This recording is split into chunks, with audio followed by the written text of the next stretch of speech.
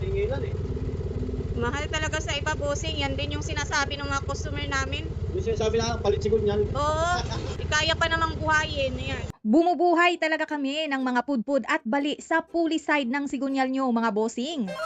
No baba makina tayo dito at wala ring palit-palit ng bagong sigunyal. Yan, i-retrieve natin to. Bali, ginamit na lang na tornilyo pang kotse. Ang kotse. Para lang kumapit siya. Pero hindi mo na pwedeng ipirit niya eh. Kaya hindi mo na hindi mo na kailangan niya. Oh. Ano lang, tatlong 40, ganyan. Hindi, 10, 10, 15, ganyan. Magkumalas, Parang makarating lang. magkumalas tulak. Yan, undersize na nga siya. Ginawa na siyang 11 na lang. Wala na nga siyang 11 eh. Parang pumalo na lang siya ng 10 point. Dito, TIG welding talaga ang gamit para pantay, precise at kapit na kapit yung inyong drive face pagkatapos.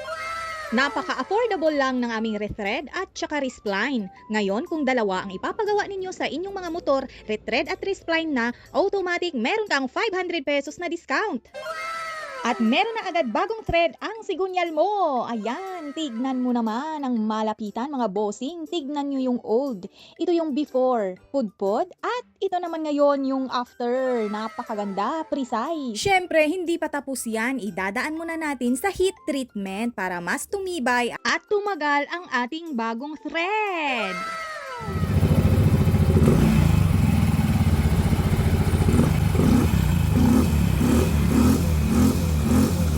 At hindi pa dyan nagtatapos kasi dito meron tayong warranty mga bossing. Basta siguraduhin lamang na wag nyo munang galawin. Pag may problema, ibalik agad sa amin.